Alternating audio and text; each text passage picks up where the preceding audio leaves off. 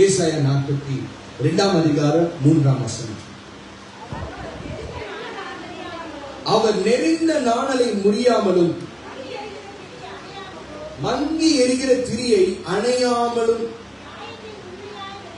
போதும். அவர் நெறிந்த நாணலை முறியாதவர், மங்கி எரிகிற திரியை அணையாத தேவன். அல்லேலூயா, அல்லேலூயா. நெறிந்த நாணலை முறியாதவர், மங்கி எரிகிற திரியை அணையாத தேவன். அல்லேலூயா. இந்த நெறிந்த நாணல் இது ஒரு இக்கட்டான ஒரு சூழ்நிலை, இது ஒரு பிரதிகுலம். ஆனா இந்த பிரதிகுலத்தின் மத்தியில ஆண்டவர் என்னை முறியாமல் காத்துக் கொண்டிருக்கிறாரே, அதுதான் அவர் நமக்கு செய்கிற அனுகூலம். அல்லேலூயா.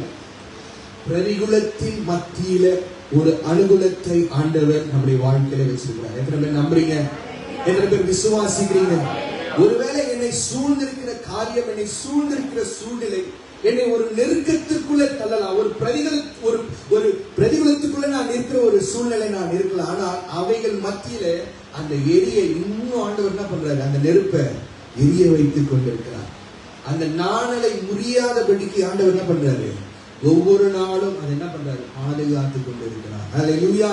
நெருந்த நாணலை முறியாத தேவன், மங்கி எரிகிற திரியை அணையாத தேவன். அந்த திரி மங்கிதான் இருந்து கொண்டிருக்கிறது, ஆனா அது என்ன ஆகல? அணைந்து போகல. அல்லேலூயா. அவர் நெறிந்த நாணலை முறியாதவர், மங்கி எரிகிற திரியை அணையாத தேவன்.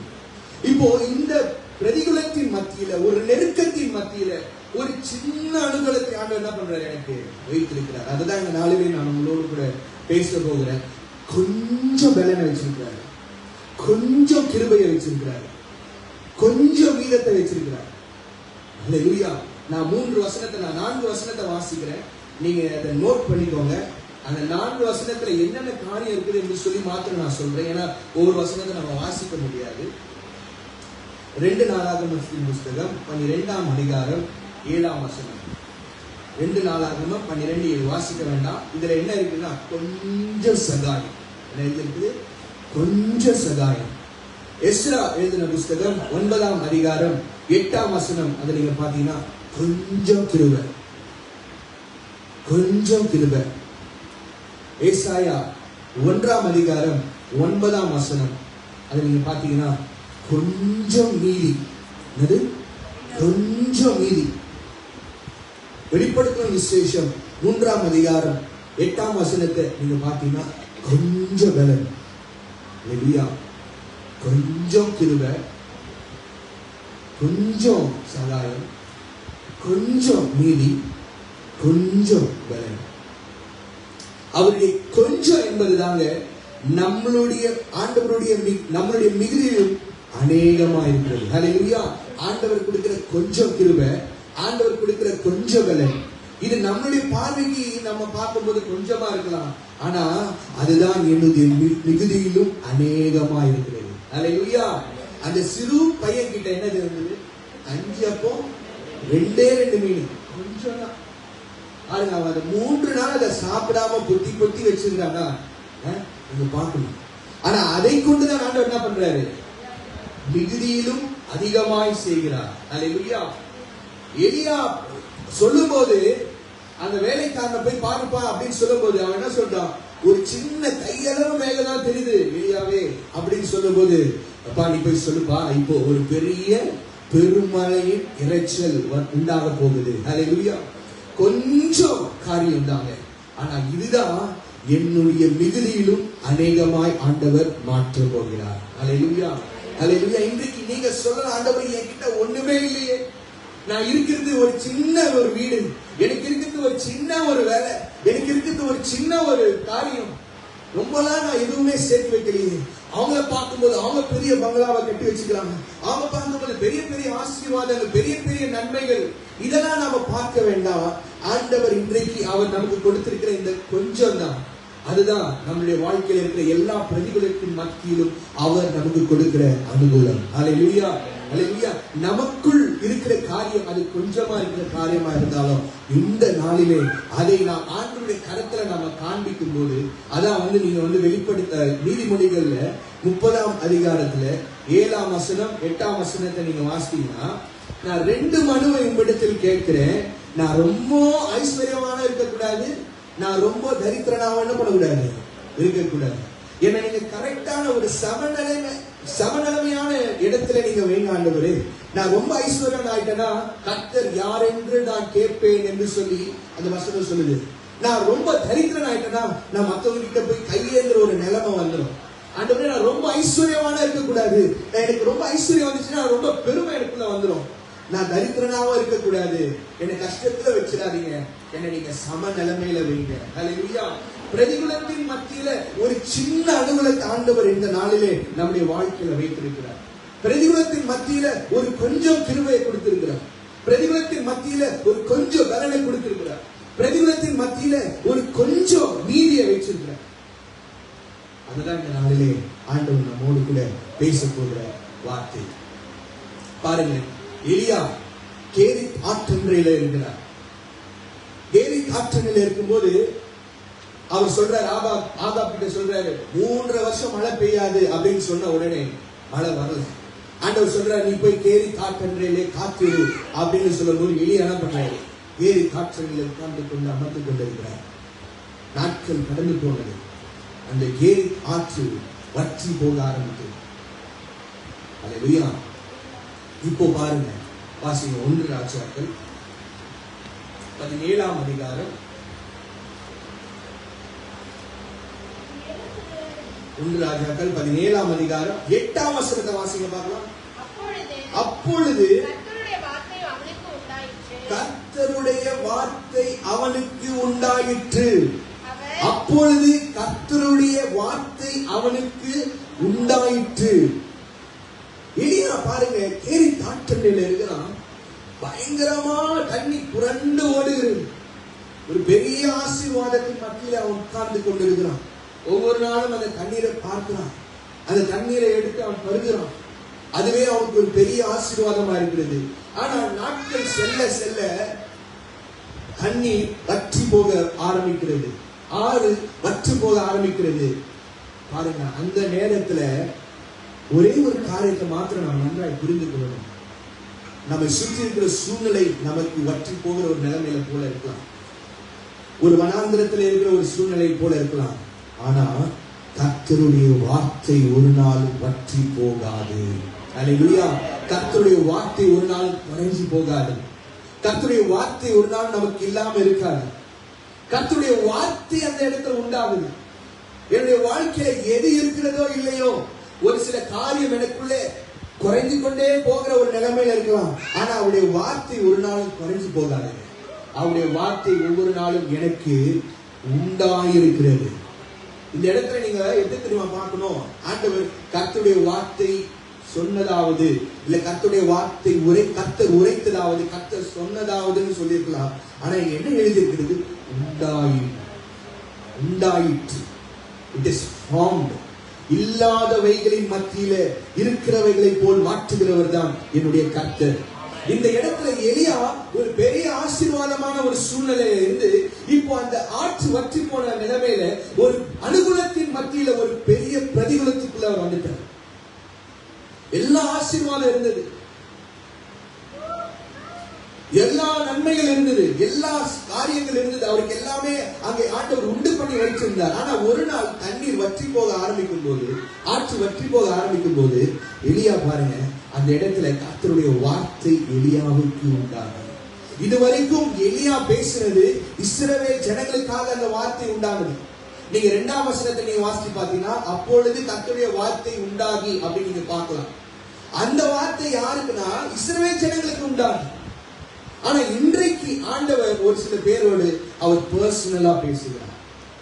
அன்றைக்கு அந்த வார்த்தை யாருக்காக உண்டானதுன்னு பாத்தீங்கன்னா எலியாவுக்காக உண்டானது, இஸ்ரவேல் ஜனங்களுக்காக அல்ல, எலியாவுக்காக அந்த வார்த்தை உண்டானது. எலியா அந்த இடத்துல உட்காரும் போது, என்னாண்டவரே தண்ணீர் இவ்வளவாய் புரண்டு ஓடினது, இப்பொழுது இங்க தண்ணீரே இல்லையே, எங்கே போவேன் என்று சொல்லி எலியா ஆண்டவரை பார்த்து வார்த்தையை கேட்கிறதுக்கு முன்பதாகவே கர்த்தருடைய வார்த்தை அங்கே உண்டானது. அல்லேலூயா, அல்லேலூயா.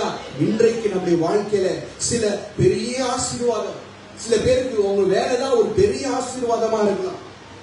ஆனா திடீர்னு ஒரு நெருக்கம் வரும். அவங்களுடைய வேலையை இழந்துருவாங்க. ஐயோ, நான் இவ்வளவு ஆசீர்வாதமா இருந்தேனே, இப்ப நான் பெரிய ஒரு நெருக்கத்துல இருக்கிறேனே என்று சொல்லும் போது அந்த இடத்துலதான் ஆண்டவர் ஒரு கொஞ்சத்தை வச்சிருக்கிறார். இந்த நாளிலே ஆண்டவர் அவர் நமக்கு வைத்திருக்கிற அந்த கொஞ்சத்தை நாம பார்க்கணும் என்று சொல்லி அவர் பார்க்கணும் என்று சொல்லி விரும்புகிறார். இப்போ எலியாவுக்கு ஆண்டவருடைய வார்த்தை உண்டாகி, நீ சாரிபாத் என்ற அந்த ஊருக்கு போ, அங்கே நான் ஒரு விதவைக்கு உனக்கு ஆதாரத்தை தருவதற்கு நான் என்ன பண்ணிருக்கிறேன், கட்டளையிட்டிருக்கிறேன். அல்லேலூயா. அப்ப அந்த இடத்துல சாரிபாத் வீட்டுக்கு போகும்போது, அந்த ஊருக்கு போகும்போது எலியா பார்த்து கேட்கிறாரு அந்த விதவை கிட்ட, உன்கிட்ட என்ன இருக்குது அப்படின்னு கேட்கும்போது, என்கிட்ட கொஞ்சம் என்ன இருக்குது, என்கிட்ட கொஞ்சம் மாவு இருக்குது, கொஞ்சம் என்ன கொஞ்சம் மாவு. ஆனா நீங்க நல்லா பாத்தீங்கன்னா பஞ்ச காலம் முடிகிற வரைக்கும் அவங்க திருப்தியாய் சாப்பிட்டு, பஞ்ச காலம் முடிகிற வரைக்கும் அவங்களுக்கு எந்த குறையும் இல்லாமல் ஆண்டவர் நேர்த்தியாய் நடத்தி தந்தார். இதுதாங்க பிரதிகூலத்தின் மத்தியில ஒரு அனுகூலத்தை ஆண்டவர் நமக்கு வைத்திருக்கிறார். நம்ம சூழ்ந்திருக்கிற காரியம் எல்லாம் பெருசா இருக்குன்னு நம்ம நினைக்கிறோம். நமக்கு இருக்கிற காரியங்கள், எனக்கு ஏன் ஆண்டவர் இவ்வளவு பெரிய நன்மை நீங்க தரல, எனக்கு ஏன் ஆண்டவர் எனக்கு இவ்வளவு பெரிய ஆசீர்வாதம் தரல. ஆனா இன்றைக்கு ஆண்டவர் சொல்றாரு, நான் உனக்கு வைத்திருக்கிறது அது பெரிதா இருக்கட்டும் சிறிதா இருக்கட்டும், ஆனா அதை தான் நான் உனக்கு நீ ஜெயிப்பாய் என்று சொல்லி நான் உனக்கு தருகிற ஒரு அடையாளமா இருக்கிறது. பிரதிகூலத்தின் மத்தியில நான் உனக்கு ஒரு கொஞ்சத்தை வச்சிருக்கிறேன், நீ அதை பாரு. நீ பிரதிகூலத்தையே பார்த்து கொண்டிருக்காத, நீ நெருக்கப்படுகிற சூழ்நிலையை பார்த்து கொண்டிருக்கிறாத, நீ போராட்டத்தின் மத்தியிலே நான் இருக்கிறேன் என்று சொல்லி நீ பார்த்து கொண்டிருக்கிறாத, இவைகளின் மத்தியிலே நான் உனக்கு வைத்திருக்கிற கொஞ்சத்தை நீ பார். அல்லேலூயா, அல்லேலூயா. அந்த கொஞ்சம் தான் ஆண்டவர் நமக்கு தருகிற மிகுதியிலும் அநேகம். அந்த கொஞ்சம் தான் ஆண்டவர் நமக்கு தருகிற மிகுதியிலும் அநேகம். வாசிங்க ஒரு வசனத்தை.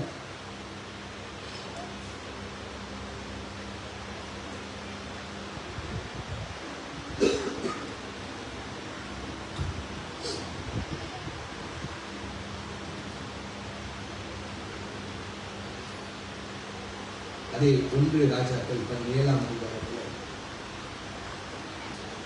9ஆம் வசனத்தை வாசிங்க. நீ எழுந்து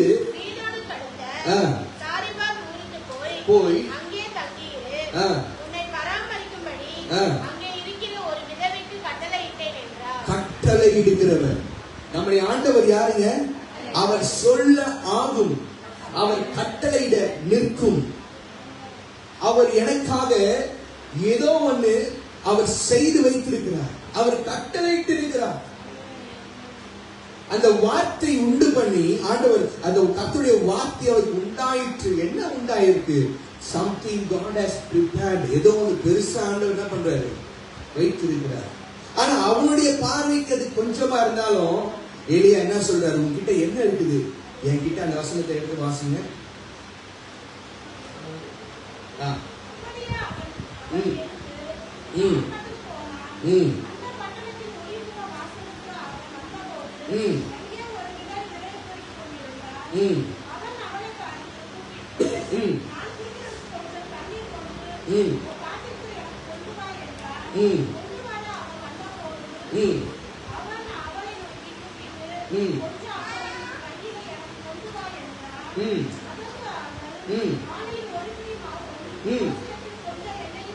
கொஞ்சம் மாவும் கொஞ்சம் எண்ணெய், கொஞ்சம் மாவும் கொஞ்சம் எண்ணெய்.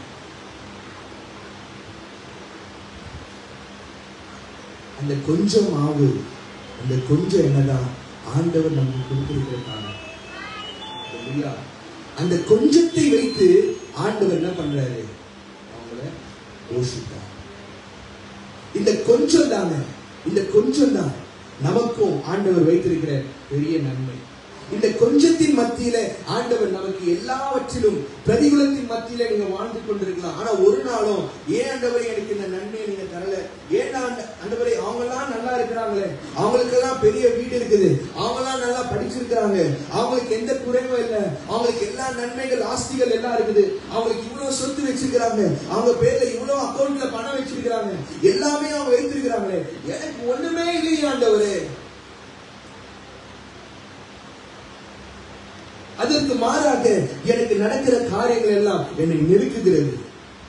எனக்கு நடக்கிற காரியங்கள் என்னுடைய சூழ்நிலை மாறுகிறது. ஆனா வசனம் சொல்லுது, எனக்கு வாழ்ந்திருக்கவும் தெரியும், தாழ்ந்திருக்கவும் கற்றுக்கொண்டேன். சிலரை தாழ்வு பாதையில ஆண்டவர் கற்றுக்கொள்ள வைக்கிறார். ஆனா கற்றுக்கொள்ள வைக்கிற நேரத்துல சில சோதனை கொடுக்கிறார். ஆனா அந்த சோதனை மத்தியில கொஞ்சம் மீதியை வச்சிருக்கிறார். அந்த கொஞ்சத்தின் மத்தியில நாம் ஆண்டவருக்கு உண்மையா இருப்போம் என்று சொன்னா, அந்த கொஞ்சத்தின் மத்தியில நாம் ஆண்டவருக்கு உண்மையா இருப்போம் என்று சொன்னா, அநேகத்தில் ஆண்டவர் நம்மை அதிகாரியாய் வைப்பார். அல்லேலூயா, அல்லேலூயா, அல்லேலூயா. துன்மார்க்கனுடைய செல்வ பெருக்கை பார்க்கிலும் நீதிமானுக்கு இருக்கிற கொஞ்சம் நல்லது, நல்லது. எனக்கு கொஞ்சம் தான் இருக்குது, ஆனா அதுதான் ஆண்டவர் இன்னைக்கு நம்ம பார்த்து சொல்றார், அது உனக்கு போதும், என் கிருபை உனக்கு போதும். நான் கொடுத்திருக்கிற கிருபை கொஞ்சம் கிருபை தான், ஆனா அது உனக்கு போதுமானதா இருக்கிறது. நான் கொடுத்திருக்கிற பலன் கொஞ்சம் தான், ஆனா அதை வைத்து நான் உனக்கு ஒரு திறந்த வாசலுக்கு முன்பதாக நான் என்ன பண்ணுவேன். பிலதெல்பியா சபையை பார்த்து என்ன பண்றார் ஆண்டவர் சொல்றார், உனக்கு கொஞ்சம் பலன் இருந்தும் நீ என் வார்த்தைக்கு உண்மை உள்ளவனாய் இருந்தபடியா இதோ திறந்த வாசல் உனக்கு முன்பதாக வைத்திருக்கிறேன். ஒருவேளை நான் வாழ்ந்து கொண்டிருக்கிற இந்த நாட்கள் ஒரு தாழ்வின் நாட்களா இருக்கலாம், ஒரு நெருக்கமான ஒரு சூழ்நிலை இருக்கலாம், ஒரு பிரதிகூலமான காரியம் என்னை நெருக்கி கொண்டிருக்கலாம். நான் ஆண்டவருக்கு என்று எழுப்பி பிரகாசிக்காதபடிக்கு இந்த இடத்துல நீங்க வாசிச்சு பாத்தீங்கன்னா ஆண்டவர் என்ன சொல்றாரு, நீ எழும்பு, நீ எழும்பி நீ சாரேபாத் விதவையின் வீட்டுக்கு போ. நாம உட்கார்ந்து கொண்டிருப்போம் என்று சொன்னா நாம குறைகளே சொல்லிக் கொண்டிருப்போம். நாம உட்கார்ந்து கொண்டிருப்போம் என்று சொன்னா ஆண்டவரே எனக்கு இது இல்லையே, எனக்கு இந்த நன்மை இல்லையே, எனக்கு இந்த ஆசீர்வாதம் இல்லை என்று நாம சொல்லிக் கொண்டிருப்போம். நாம எழும்பி நிற்கும் போதுதான் ஆண்டவர் நமக்கு வைத்திருக்கிற காரியத்தை நாம பார்க்க முடியும். எலியா சொல்லிருக்கலாம், என்ன ஆண்டவரே இவ்வளவு பெரிய ஆறு புரண்டு ஓடினது, இவ்வளவு பெரிய ஆசீர்வாதத்தை எனக்கு வைச்சிருந்தீங்க, இப்ப எல்லாம் வற்றி போனது, ஏன் ஆண்டவரை வற்றி போனது, ஏன் ஆண்டவரை இந்த ஆசீர்வாதத்தை என்ன எடுத்தீங்க என்று சொல்லி எலியா கேள்வி கேட்டிருக்கலாங்க. எலியா கேள்வி கேட்கலாமா வேணாமா? கேட்கலாம். கேள்வி கேட்கறதுக்கு எல்லா ரைட்ஸ் இருக்குது. ஏன்னா அவர் ஆண்டவரால் தெரிந்து கொள்ளப்பட்ட ஊழியக்காரர். ஆனா அந்த இடத்துல ஆண்டவர் தான் அந்த இடத்துல கொண்டு வந்து வச்சாரு. நீங்க தானே ஆண்டவர் எனக்கு கொண்டு வந்து வச்சீங்க இந்த கேரி காட்டேல. இப்ப ஏன் ஆசீர்வாதம் எடுத்தீங்க? நீங்க தானே ஆண்டவர் எனக்கு இந்த நன்மை கொடுத்தீங்க, இப்ப ஏன் ஆசீர்வாதம் எனக்கு குறைவாக போனது? நீங்க தானே ஆண்டவர் இந்த வேலையை கொடுத்தீங்க, இப்ப ஏன் இந்த வேலை எனக்கு போயிடுச்சு? சில நேரத்துல நாம் ஆண்டவரை பார்த்து கேட்கிறோமே, ஆனா அந்த இடத்துல பாருங்க, எலியா அமைதியா இருந்தபோது அந்த இடத்துல கர்த்தருடைய வார்த்தை உண்டாகி, அல்லேலூயா. எல்லா குறைகள் இருக்கலாம், நம்மை சூழ்ந்திருக்கிற காரியங்கள் நம்மை வறட்சியில தள்ளுகிற ஒரு நிலைமையில இருக்கலாம், ஆனால் ஆண்டவருடைய வார்த்தை ஒரு நாளும் நம்முடைய வாழ்க்கையில குறைந்து போகவே போகாது. அந்த வார்த்தை கொண்டு எலியாவின் இடத்துல ஆண்டவர் பேசும்போது எலியா புறப்பட்டு போறார். அவர் உட்கார்ந்து கொண்டிருப்பார் என்று சொன்னா அவர் அந்த கேரி ஆற்றண்டையை பார்த்து கொண்டிருப்பார். அவர் உட்கார்ந்து கொண்டிருப்பார் என்று சொன்னா எல்லா நெருக்கமான சூழ்நிலையை பார்த்து கொண்டிருப்பார். கொஞ்சம் நெருக்கம்னா கொஞ்சம் ஆசீர்வாதம், அநேகமாய் அவன் நெருக்கப்பட்டான், ஆண்டவர் அவன் அநேகத்தில் ஆசீர்வாதம். அதுதான் இன்றைக்கு ஆண்டவர் நம்முடைய வாழ்க்கையில சொல்லுவார், உன் கொஞ்சத்தை நான் வைத்திருக்கிறத என்ன பண்ணுறேன். அந்த கொஞ்சமாவது, அந்த கொஞ்சம் என்ன, ஆனா இதுதான் எலியாவும் அங்க இருக்கிற அந்த விதவையும் வாழ்ந்து கொண்டிருப்பார்கள் என்று சொல்லி ஆண்டவர் அவர்களுக்கு காண்பித்து கொடுத்த ஒரு பெரிய அனுகூலம். நம்முடைய குறைவின் மத்தியிலே ஆண்டவர் ஒரு கொஞ்சத்தை வச்சிருக்கிறார். அந்த கொஞ்சத்தை பாருங்க, இன்றைக்கு அந்த கொஞ்சத்தை ஆண்டவருக்குள்ளதாக காண்பீங்க. ஆண்டவரே என்கிட்ட ஒண்ணுமே இல்லை, ஆண்டவரே என்கிட்ட ஒண்ணுமே இல்லை, ஆனா நீங்க நினைச்சீங்கன்னா எனக்கு எல்லாவற்றையும் எல்லா குறைவுகளின் மத்தியிலும் நீர் எங்களை நிறைவாய் நடத்தி தருவீங்க. அதான் ஆண்டவர் கொடுத்த வாக்குத்தத்தத்தின் வசனம், நீங்கள் எப்பொழுதும் எல்லாவற்றிலும் சம்பூர்ணமுடையவர்களாக. அந்த சம்பூர்ணமான ஆசீர்வாதம், அந்த நிறைவான ஆசீர்வாதம் என்னை மிகுதியிலும் அதிகத்தை எடுக்க செய்கிறது. ஒரு குறைவும் இல்லாமல் ஆண்டவர் என்ன பண்ணுவாரு, நம்மை நேர்த்தியாய் நடத்துவார். குறைவுகளின் மத்தியில ஆண்டவர் நம்மை வாழ வைத்துக் கொண்டிருக்கிறார்னா நன்றாய் புரிந்து கொள்ளுங்க, ஏதோ கொஞ்சத்தை அவர் நமக்கு வைத்திருக்கிறார். அந்த கொஞ்சத்தை இந்த நாளிலே ஆண்டவர் பார்க்க விரும்புகிறார். ஆண்டவர்கிட்ட காமிங்க, ஆண்டவர்கிட்ட காமிங்க. ஆண்டவரே, என்கிட்ட இருக்கிறது இவ்வளவுதான், என்கிட்ட ஒண்ணுமே இல்லை, என்னுடைய ரட்சிப்பின் பாத்திரத்தை மாத்திரம் எடுத்துக்கொண்டு இந்த நாமத்தை நான் தொழுது கொள்வேன். நீங்க எனக்கு கொடுத்திருக்கிற ஆசீர்வாதம் கொஞ்சம் தான், நீங்க எனக்கு கொடுத்திருக்கிற நன்மை கொஞ்சம் தான், எனக்கு இருக்கிறது கொஞ்சம் தான், மீறி கொஞ்சம் தான்.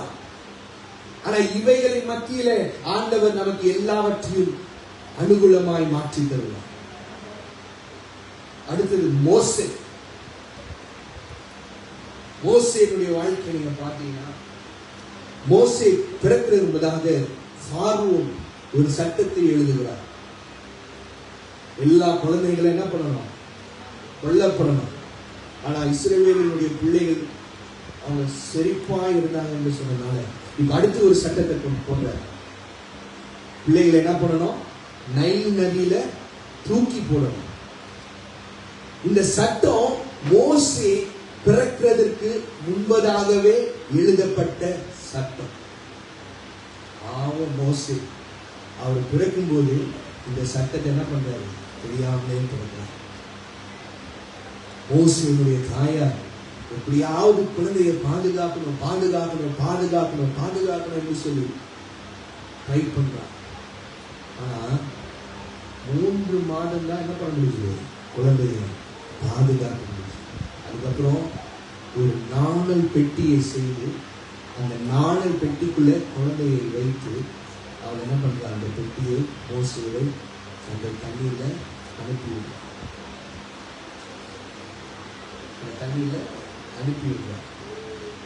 எவ்வளவு கொடூரமானவங்க இந்த பார்வை. இப்ப மோசே பிறக்கிறது என்பதாகவே எத்தனையோ குழந்தைகள் அந்த நைல் நதியில மறித்திருக்கலாம்.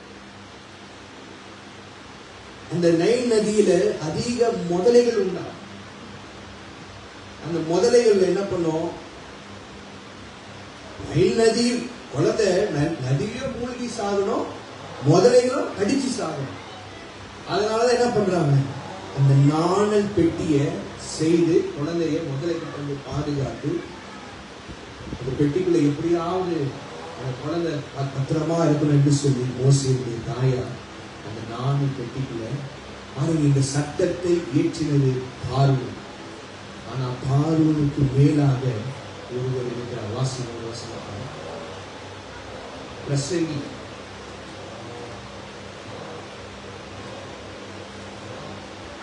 பிரசங்கி 5ஆம் அதிகாரம், பிரசங்கி 5ஆம் அதிகாரம் 8ஆம் வசனம்.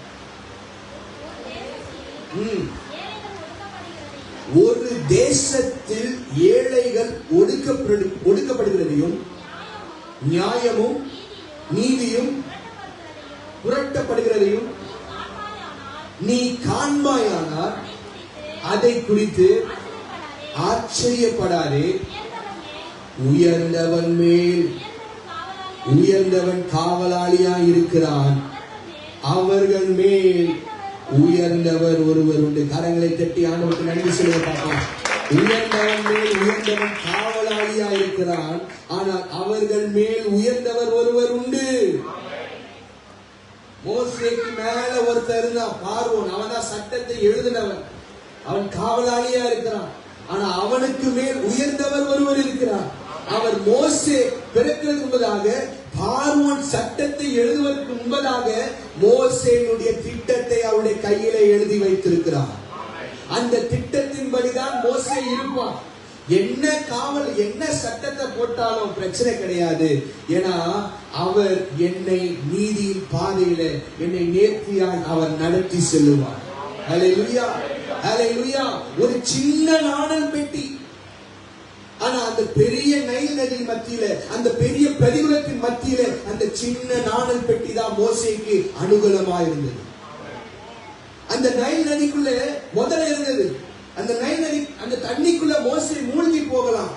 ஆனால் பாருங்க, உயர்ந்தவன் மேல் உயர்ந்தவன் காவலாளியா இருக்கிறான். ஆனால் அவன் மேல் உயர்ந்தவர் ஒருவர் இருந்தார். அவர் என்ன பண்ணார்? மோசேவை பாதுகாத்தார். அவர் மோசேவை பாதுகாத்தார். இன்றைக்கு நம்மை பாதுகாக்கிற தேவன், இஸ்ரவேலை காக்கிற தேவன் உறங்குவதும் இல்லை, தூங்குவதும் இல்லை. என்னவரை அவங்க பெரிய பங்களால இருக்கிறாங்க, அவங்களுக்கு மல்டிப்ளெக்ஸ் டூப்ளெக்ஸ் மாடல், இந்த மாடல் அந்த மாடல், 3 BHK 5 BHK 10 BHK. ஆனா நானும் இருக்கிறது ஒரு சின்ன குடிசை வீட்டுல இருக்கிறேன், நான் ஒரு சின்ன வீட்டுல இருக்கிறேன். அதுதாங்க ஆண்டவர் உங்களுக்கு வைத்திருக்கிற அனுகூலம். உங்களை சூழ்ந்திருக்கிற பிரச்சனைகள், உங்களை சூழ்ந்திருக்கிற பிசாசினுடைய கண்ணிகள், உங்களை சூழ்ந்திருக்கிற எல்லா பொல்லாத வியாதிகளின் மத்தியிலே நீங்க ஒரு சின்ன வீட்டுல இருக்கிறீங்களா, அதற்கு ஆண்டவருக்கு நன்றி சொல்லுங்க. ஏன்னா அதுதான் அவங்களை பாதுகாத்துக் கொண்டிருக்கிறது. அல்லேலூயா. அதை கொண்டுதான் ஆண்டவர் உங்களை பாதுகாத்துக் கொண்டிருக்கிறார். உங்க கிட்ட இருக்கிறது கொஞ்சம் தான், கொஞ்சம் மாவுதான், கொஞ்சம் என்னதான். நான் இருக்கிற வீடு சின்ன வீடு தான், ஆனா அதுவே எனக்கு அனுகூலமாய் ஆண்டவர் மாற்றுவார். ஹல்லேலூயா, ஹல்லேலூயா. பிரதிகூலத்தின் மத்தியிலே ஒரு அனுகூலத்தை ஆண்டவர் நமக்கு வைத்திருக்கிறார். அந்த நாணல் பெட்டிக்குள்ள என்ன பண்றாரு மோசே? டிராவல் பண்றாரு. நீங்க நல்லா பாத்தீங்கன்னா உங்களுக்கு இந்த மோசே யார் கையில போறாருன்னு பாத்தீங்கன்னா, எவன் சட்டத்தை எழுதினானோ அவனுடைய குமாரத்தினுடைய கையில என்ன பண்றாரு மோசே போகிறாரு. ஹல்லேலூயா, ஹல்லேலூயா. ஒரு காரியத்தை நீங்க நன்றாய் புரிந்து கொள்ளுங்க. நீ இங்க இருக்க கூடாது, நீ இங்க இருக்கிறதுக்கு தகுதியே இல்லாதவன், நீ தள்ளப்படுவான், நீ இங்க இருந்து தள்ளிப்போ என்று யார் நம்மை புறம்பே தள்ளுகிறார்களோ அவர்கள் மத்தியிலே, அவர்கள் நடுவிலே ஆண்டவர் வைத்து நம்மை வாழ வைக்கிற தேவனாய் அவர் இருக்கிறார். மோசேக்கு விரோதமாய் எழுதப்பட்ட சட்டத்தின் மத்தியிலே அந்த பெரிய இடத்துலதான் மோசே என்ன பண்ணாரு? வளர்ந்தார். அந்த இடத்துலதான் மோசே வளர்ந்தார். அந்த நாணல் பெட்டி மோசேவுக்கு ஒரு பெரிய பாதுகாப்பு. அது சின்ன பெட்டி தான், ஆனா அதுதான் மோசேவை என்ன பண்ணுது? பாதுகாப்பு. நம்மளுடைய குறைகளை நம்ம ஒரு நாள் பார்க்கிறோம். ஏன் ஆண்டவரே எனக்கு இந்த குறை இருக்கிறது? நம்மை சுற்றி இருக்கிறவர்கள் அவங்க எல்லா பெரிய நன்மையை கண்டு பெரிய பெரிய காரியங்களை அவங்க செய்து கொள்ளலாம், பெரிய சர்ச்சை கட்டலாம், பெரிய வீடு கட்டலாம், என்ன வேணாலும் அவங்க பண்ணி கொண்டிருக்கலாம். ஆனா ஆண்டவர் நமக்கு வைத்திருக்கிற அந்த கொஞ்சத்தை பார்க்கிறார். கொஞ்சத்துல நாம உண்மையா இருக்கா? ஆண்டவர் நமக்கு கொடுத்த கொஞ்சம் அந்த சின்ன வீட்டுல, ஆண்டவரே எனக்கு நன்றி, எனக்கு மேல ஒரு வீட்டை வைத்திருக்கிறீங்களே, நான் மேல ஒரு கூரையை வைத்திருக்கிறீங்களே, மேல எத்தனையோ பேர் ஆண்டவரே ஒரு சின்ன அவங்க வீட்டுக்கு மேல ஒரு கூரையை கூட இல்லாம எத்தனை பேர் இருக்கிறாங்க, எத்தனை பேர் பிளாட்ஃபார்ம்ல இருக்கிறாங்க, எத்தனை பேர் வீடு வாசல் இல்லாம புறப்பெயர்ந்த தொழிலாளிகள் இருக்கிறாங்க.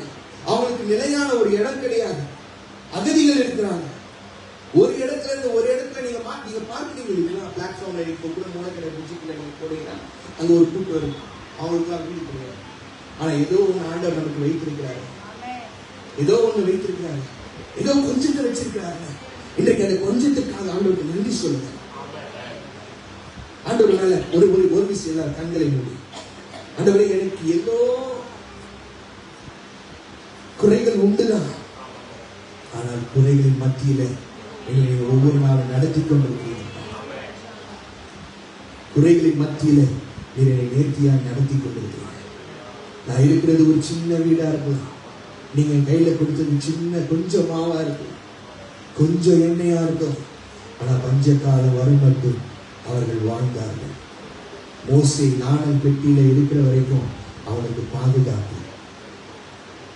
இன்றைக்கு ஆண்டவரே உங்களுடைய கரம் எங்களை பாதுகாத்துக் கொண்டிருப்பதற்காக நன்றி செலுத்துகிறோம் ராஜா, நன்றி செலுத்துகிற ராஜா. நீர் எங்களுக்கு கொடுத்த கொஞ்சத்துல இந்த நேரத்துல நாங்கள் உண்மையா இருக்கிறது கற்றுத்தாங்க.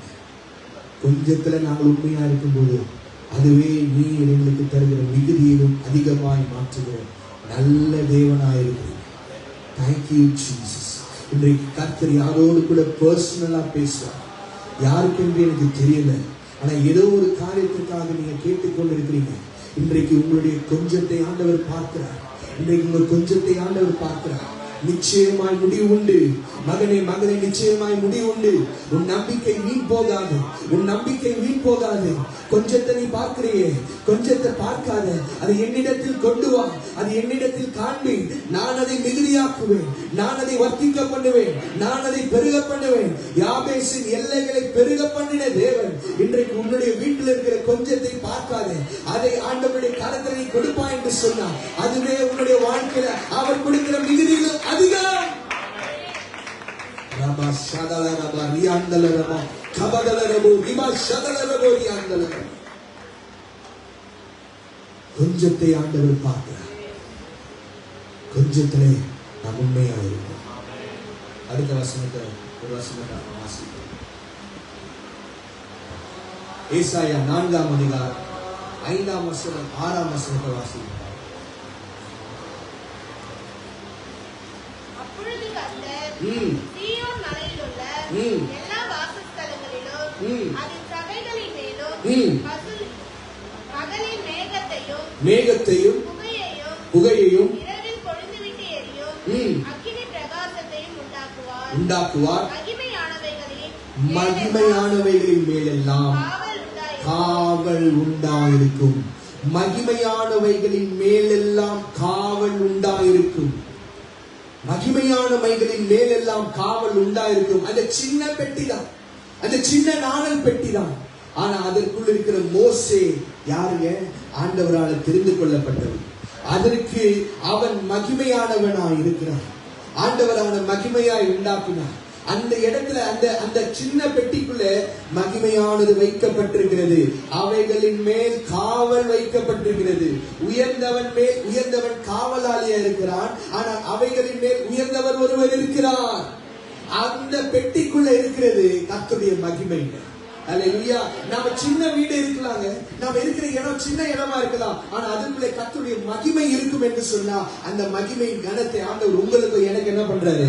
கொடுக்கிறாரு. ஏன்னா அவைகளின் மேல் காவல் உண்டாயிருக்கிறது. அல்லேலூயா. அவைகளுக்குள்ளே ஆண்டவர் இருக்கும்படினாலே ஆண்டவர் நம்மை என்ன பண்றாரு? மகிமையானபடியாய் மாற்றுகிறார். எழும்பி பிரகாசி, உன் ஒளி வந்தது, கர்த்தருடைய மகிமை உன்மேல் உதித்தது. ஆனா நான் எழும்பணும். எலியா என்ன பண்ணணுங்க? எழும்பணும்.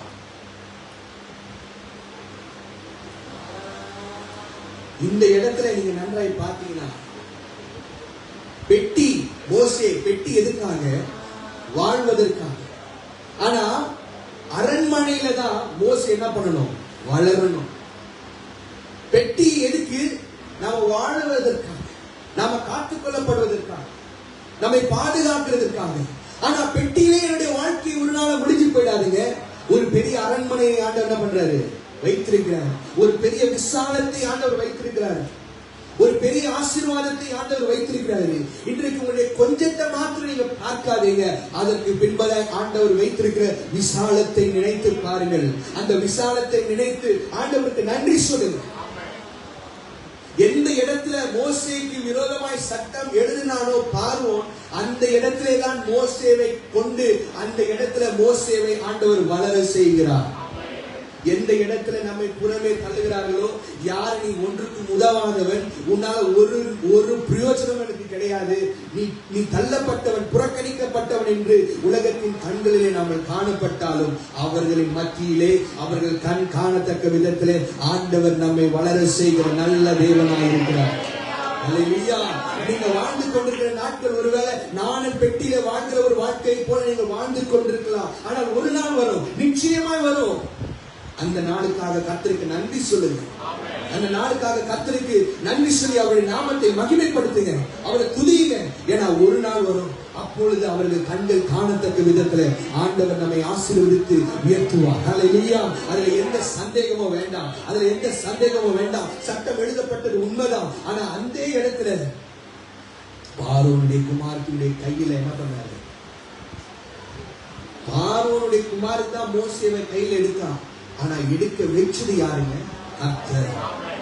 ஏன் தெரியுமா? சட்டத்தை எழுதுவதாக ஆண்டவர் மோசேயுடைய திட்டத்தை அவருடைய கையில வைத்தார். உங்களுக்கு விதமான எழுதுகிற எல்லா சட்டங்களை ஆண்டவர் குலைத்து போடுவார். நமக்கு விரோதமாக எழுகிற எந்த ஆயுதமும் வாய்க்காலே போக பண்ணுகிற தேவன்.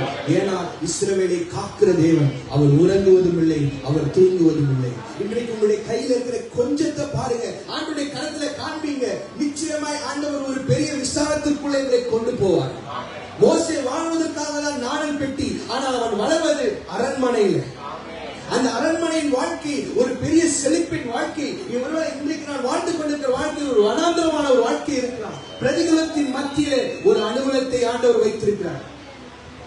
அல்லேலூயா, அல்லேலூயா. அவர் பிரதிகூலத்தை அனுகூலமாய் மாற்றுகிற தேவன் அல்ல. இந்த இடத்துல மோசேனுடைய குமாரத்தியே தான் என்ன பண்றார்? மோசேவை வளர வைக்கிறார். பிரதிகூலங்களையே அனுகூலமாய் மாற்றுகிற கர்த்தர். ஹல்லேலூயா, ஹல்லேலூயா.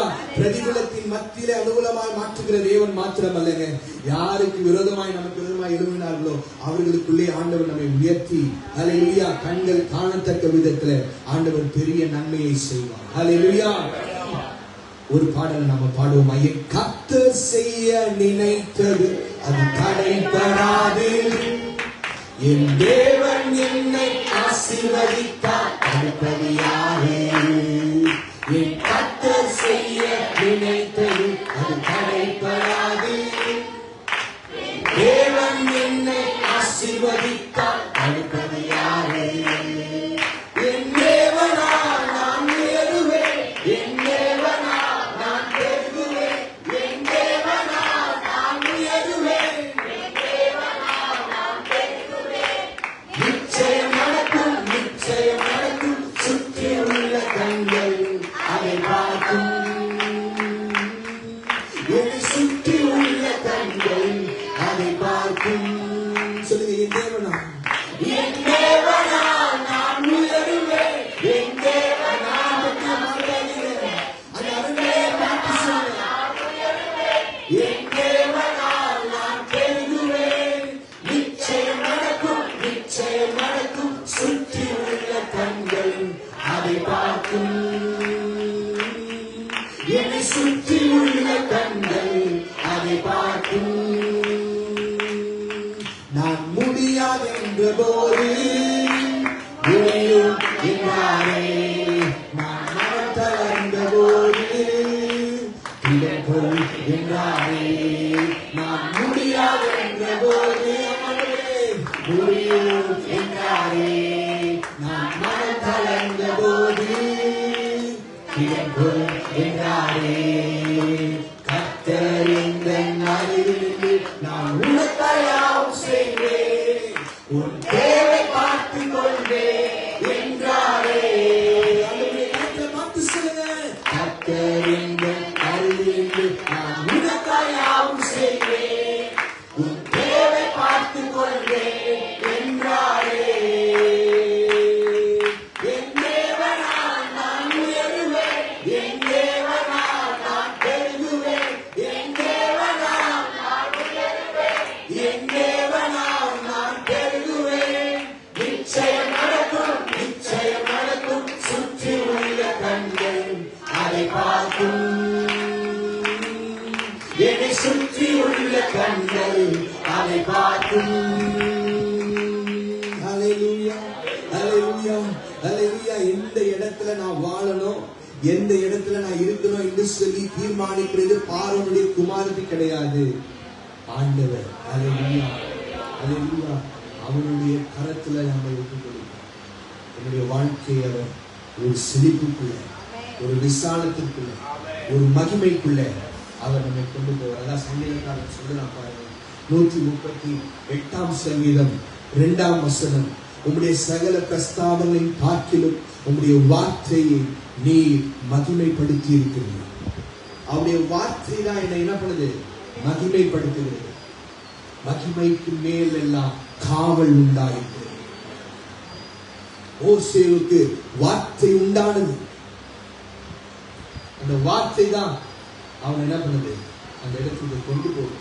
அந்த வார்த்தை தான் நம்மை மகிமைப்படுத்துகிறது. அந்த வார்த்தை நம்மை இன்னும் அதிகமாய் அவருக்குள்ளாய் வேறொன்றி நிற்க செய்கிறது. ஆனா நான் செய்ய வேண்டியது, நான் உட்கார்ந்து கொண்டு நான் நெருங்கதை பார்க்க கூடாது, முடியாமல் இருக்கிற நாணலை பார்க்க. நான் உட்கார்ந்து கொண்டு மங்கி எரிகிற திரியை பார்க்க கூடாது, எரியாமல் இருக்கிற அந்த விளக்கை பார்க்க, எரிந்து கொண்டிருக்கிற அந்த விளக்கை பார்க்க.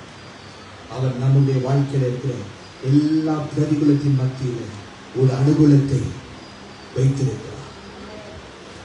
சின்ன வீடு, கொஞ்சம் மாவுதான், கொஞ்சம் என்னதான், கொஞ்சம் கிருபையை வச்சிருக்கிறார். ஆனா அதுவே நான் வாழ்வேன் என்பதற்கு அடையாளமாக ஆண்டவர் மாற்றுகிறார். அல்லேலூயா. 3வது வாசிங்க. உபாகமம் 32ஆம் அதிகாரம் 11ஆம் வசனம்.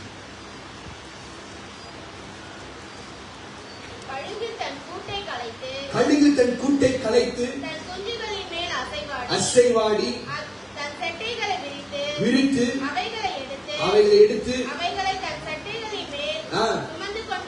சுமந்து பாருங்க. கழுகு என்ன பண்ணுது? கழுகு ஒரு நாளும் அது கூட்டை அதே அப்படியே வச்சுட்டு இருக்காரு. ஒரு காலம் வரும் அது என்ன பண்ணும்? கூட்டை கலைக்கும். ஒரு காலம் வரும் நானும் பெட்டியிலே நான் இருக்க மாட்டேன், ஆண்டவர் என்ன பண்ணுவாரு? அதை கலைத்து போட்டு ஒரு பெரிய விசாலத்துக்குள்ளே கொண்டு போவார். அதான் அடுத்த வருஷம் கர்த்தர் ஒருவரே அவனை வழி நடத்தினார். கர்த்தர் ஒருவர் தான் நம்மை வழி நடத்தி கொண்டிருக்கிறாரு. அவர்தான் அவர் நம்மை வழி நடத்த போகிறாரு. நாம் இருக்கிற வேண்டிய இந்த கழுகு கூட்டில தான் நம்ம வாழ்ந்து கொண்டிருக்கிறோம். ஒரு நாள் வரும் கர்த்தர் அதை என்ன பண்ணுவார்? அந்த கூட்டை கலைத்து இன்னும் உயரங்களிலே எழும்ப செய்வார். ஹல்லேலூயா, ஹல்லேலூயா, ஹல்லேலூயா. கர்த்தருக்கு காத்திருக்கிறவர்களோ புது பலன் அடைந்து கழுகுகளை போல செட்டைகளை அடித்து உயரே எழும்ப செய்கிற நல்ல தேவன். ஹல்லேலூயா. நம்ம கழுகு வைத்திருக்கிற அந்த கழுகு பார்த்தீங்கன்னா அது ஒரு நாளும் அந்த குஞ்சுகளை அந்த கூட்டிலே வைக்காது. ஒரு காலம் வரும்போது அது என்ன பண்ணும்? அந்த கூட்டை கலைச்சிடும். ஏன்னா வாழ்வதற்காக தான் அந்த கூட்டு, வளர்வது மேல ஒரு இடம். நம்ம வாழ்வது தாங்க கொஞ்ச நாள் இருப்பதற்காக தான் அந்த நாணல் பெட்டி. நாம் வளர வேண்டியது அவர் வைத்திருக்கிற அரண்மனை. நாம் வளர வேண்டியது அவர் வைத்திருக்கிற செழிப்பான காடு. ஹல்லேலூயா. வயல்வெளி செழிப்பான நிலமாய் மாறும்.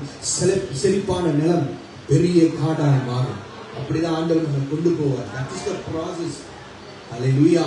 மூன்றாவது வாசிங்க. நியாயாதிபதிகள் 6ஆம் அதிகாரம் 14ஆம் வசனம். இஸ்ரவேல் ஜனங்களுடைய ஆசீர்வாதத்தை மீதியானியர்கள் கர்த்தர் இஸ்ரவேல் ஜனங்கள் மீதியானுடைய கையில ஒப்பு கொடுத்தபடினால் 7 வருஷம் புலம்பிக் கொண்டு அழுது கொண்டு கதறிக்கொண்டிருக்கிறாங்க. இப்பொழுது ஆண்டவருடைய கண்ணீரை பார்த்து ஒரு தேவதூதன் கிதியோனிட்ட பார்த்து சொல்றாரு. வாசிங்க. அப்பொழுது கர்த்தர் அவனை நோக்கி பார்த்து, உனக்கு இருக்கிற இந்த பலத்தோடு போ. உனக்கு இருக்கிற இந்த, நான் இந்த இடத்துல ஒரு சின்ன அண்டர்லைன் போட விரும்புகிறேன். உனக்கு இருக்கிற இந்த கொஞ்ச பலத்தோட போ. இஸ்ரவேலரை எலியாவின் கைக்கு நீங்களாக்கி ரட்சிப்பார். உன்னை அனுப்புகிறவர் நான் அல்லவா? அனுப்பினவர் யாருங்க? கர்த்தர். கர்த்தருடைய கையில நான் இருக்கும்போது கர்த்தர் எனக்காக எல்லாவற்றையும் செய்து முடிப்பார். ஆனா என்கிட்ட இருக்கிறது கொஞ்சம் பலன் தான். ஏன்னா அடுத்த வசனத்தை நீங்க வாசிங்க, அப்பதான் உங்களுக்கு ஆண்டவரே எப்படி நான் ரட்சிப்பேன்? எனக்கிட்ட ஒண்ணுமே இல்லையே. ஆனா ஆண்டவர் என்ன பாக்குறாரு? நான் அவனுக்கு கொடுத்திருக்கிற பலத்தை பாரு. அப்போ அவர் சொல்றாரு, எளியது. ஆண்டவரே நான் ஒரு எளியவன். நான் எளியவனா இருக்கிறேன், நான் சிறியவனா இருக்கிறேன். ஆனா எளியவனை தான் அவர் குப்பையில் எடுத்து, சிறியவனை அவர் புழுதியில் இருந்து தூக்கி எடுத்து பிரபுக்கள் ராஜாக்கள் மத்தியிலே உட்கார பண்ணுகிறது. இந்த இடத்துல கிதியோன் சொல்லுகிற, ஆண்டவரே நான் யார்? ஆண்டவரே நான் ஒரு எளியவன், நான் ஒரு சின்னவன். ஆனா சின்னவன் பலத்த ஜாதியாகும். ஹல்லேலூயா, ஹல்லேலூயா. நீங்க கர்த்தருடைய கையில ஒருவேளை நீங்க கொஞ்சமா இருக்கலாம், கொஞ்சம் நன்மையை வைத்திருக்கலாம், கொஞ்சம் ஆசீர்வாதத்தை ஆண்டவருடைய கருத்துல கொடுத்திருக்கலாம். நீங்க இருக்கிற வீடு சின்ன ஒரு வீடா இருக்கலாம், உங்க கையில இருக்கிறது கொஞ்சம் எண்ணெய் கொஞ்சமாவா இருக்கலாம், அவர் கொடுத்திருக்கிற கிருபை கொஞ்சம் கிருபையா இருக்கலாம், கொஞ்சம் வீதம் இருக்கலாம். ஆனா அதை கொண்டு ஆண்டவர் நம்மை பலத்த ஜாதியாய் மாற்றுவார். ஹல்லேலூயா. இந்த இடத்துல கிதியோன் அவன் நினைக்கிற, ஆண்டவரை நான் யார்? ஆண்டவரை இவர்களை போய் ரட்சிக்கிறதற்கு நான் ஒரு எளியவன், நான் ஒரு சிறியவன். ஆனா இன்றைக்கு அவனதான் ஆண்டவர் தெரிந்து கொண்டார். நாம் ஆண்டவருடைய பார்வைக்கு, ஆண்டவரே நான் யார்? ஆண்டவரே நான் யார்? எனக்கு என்ன உலகம் என்ன வெறுக்கிறது, உலகம் என்னை மறுக்கிறது, உலகம் என்னை ஏற்றுக்கொள்ளவில்லை. ஆண்டவராக இயேசு கிறிஸ்துவே உலகம் ஏற்றுக்கொள்ளல. அவருக்கே தங்குறதுக்கு ஒரு வீடு இல்லை. பரிசேயர்கள், சதுசேயர்கள், ஏரோதியர்கள், மூப்பர்கள் சொந்த சீஷரையே அவர் என்ன பண்ணிட்டார்? மறுதளிச்சு. இதுக்கு மேல என்ன ஆசீர்வாதம்? இதுக்கு மேல என்னத்தை அவர் பார்க்கணும்? ஆனா இங்க பாருங்க, யார் நம்மை கைவிட்டார், யார் நம்மை வெறுத்தாலும், யார் மத்தியிலே நாம சிறியவனா எளியவனா எண்ணப்பட்டாலும், கிதியோனை கொண்டு பராக்கிரமசாலியே கர்த்தர் உன்னோடு கூட இருக்கிறார் என்கிற அந்த தைரியத்தை இந்த நாளிலே ஆண்டவர் நம் ஒவ்வொருவருக்கும் கொடுப்பாராக. நம்ம கையில இருக்கிற நமக்கு இருக்கிற பலன் கொஞ்சம் பலன் தான். ஆனா ஆண்டவர் நம்ம எப்படி தெரியுமா பார்க்கிறாரு? பராக்கிரமசாலி. ஹல்லேலூயா. உனக்கு இருக்கிற இந்த கொஞ்ச பலத்தோட போ, நான் உனக்கு ஜெயத்தை தருவேன். அதே போல கிதியோன் போனாரு, ஜெயத்தை பெற்றார். நாம் முன்னதா இருக்கிற சத்துருவின் கிரியைகள் மத்தியிலே ஆண்டவர் ஜெயிப்பதற்கு கொஞ்சம் பலத்தை தந்திருக்கிறார். அந்த கொஞ்சம் பலத்தோடு நாம் ஆண்டவருடைய சமூகத்தில் வைராக்கியமாய் இருப்போம் என்று சொன்னார். ஆண்டவர் அதை நமக்கு விகுதியாக்கி பராக்கிரமசாலிகளாய், பிசாசினுடைய பார்வைக்கு நாம பராக்கிரமசாலிகளாய் இருக்கிறோம். ஒருவேளை இந்த உலகத்தின் கண்களிலே நாம எளியவனா இருக்கலாம், நாம சிறியவனா இருக்கலாம். ஆனா நம்மை பார்த்து பிசாசு என்ன பண்ணுவான்? பயப்படுவான். ஓ, இவனா, இவன் கர்த்தருடைய பிள்ளை, இவன் கிட்ட நான் சீண்ட மாட்டேன், இவன் வழி அப்படின்னு போயிடுவான். அப்படி ஆண்டவர் என்ன பண்ணுவாரு? நம்மை மாற்றுவார். ஹல்லேலூயா. பிரதிகூலத்தின் மத்தியில ஒரு அனுகூலத்தை ஆண்டவர் வைத்திருக்கிறார். இதனால எல்லாம் நம்ம கண்களை மூடி சொல்லுகிறோம்.